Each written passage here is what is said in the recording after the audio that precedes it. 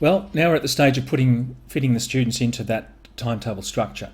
So we've got 7 blocks labelled A to G, and the way that this software represents that is we've got 7 columns labelled A to G. So each column will consist of subjects that will run at the same time. So what I've got to make sure is that the kids aren't in 2 subjects that run at the same time. So I've got to come up with a configuration that best fits the students' needs. First thing I've done is I've fitted in all the vet subjects. So for example, the hair and beauty hospitality that runs on Wednesday afternoon takes up block G, and also a little bit further down it will also take up block A. So those kids that are in that subject, I've locked out 2 blocks already. I've put in all the other pre-apprenticeship subjects that have to run in the configuration according to the plan that I showed you before. And then we've got sport as well. So for example, senior boys basketball will run in block A. The senior girls squad will run in block C. Future stars runs in C and E, and so on. What I want to do now is work out where I can place all the normal subjects. So there's a little algorithm in this program that's quite good. It works out the next hardest subject to place. Now we've got 7 blocks, so from a theoretical point of view, if you've got 8 or more single class subjects running, then that 8th subject has to go on at the same time as another subject, and you have the potential for clashes. So as soon as you've got 8 single classes running, you have the potential for clashes. We've got 99.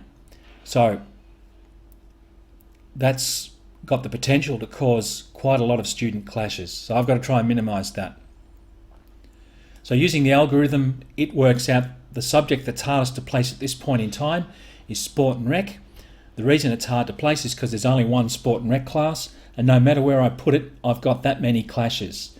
So it's suggesting that the best place is there. I've got 2 clashes.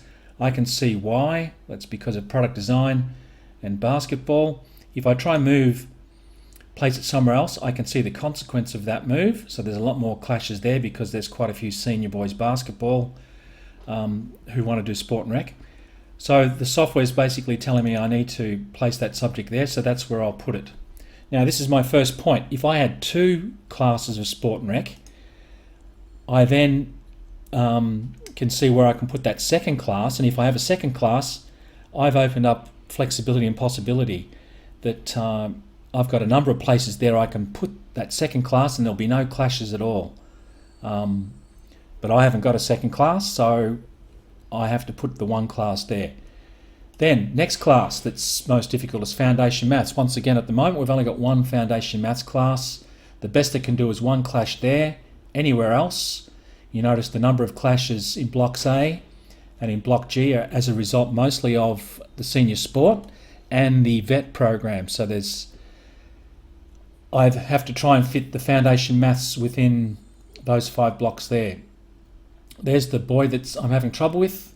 He wants to do VCal, so that's going to be a bit of a problem. But anyway, the question is do I run foundation there, or do I run it there where there's a different set of kids that clash for a different reason? So I'm going to put it there. Once again, if I have a second maths foundation class, I've got a little bit more flexibility in that if I put that second class somewhere, I eliminate all clashes. So this might give you a hint as to why I get on the soapbox and I try and convince people that our flexibility is at year 10. If we can run 1 less maths class at year 10 and direct students into a second foundation maths class, then we create a structure in which is more flexible to fit students, and also I've got more flexibility to staff. Anyway, at the moment I've only got 1 foundation, so I guess it has to go there. Right, next class. Okay, maths methods. There's no clashes. There's only 1 spot for it to go.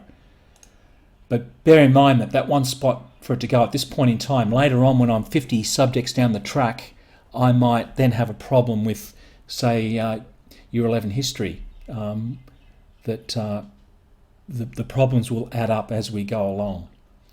I'll just do 1 more. The next subject is legal studies.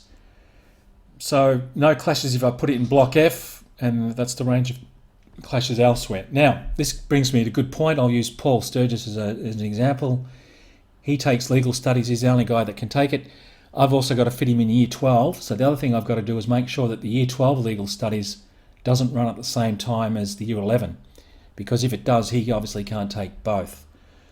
So that's another constraint that I've got to manually examine as I do each of these subjects.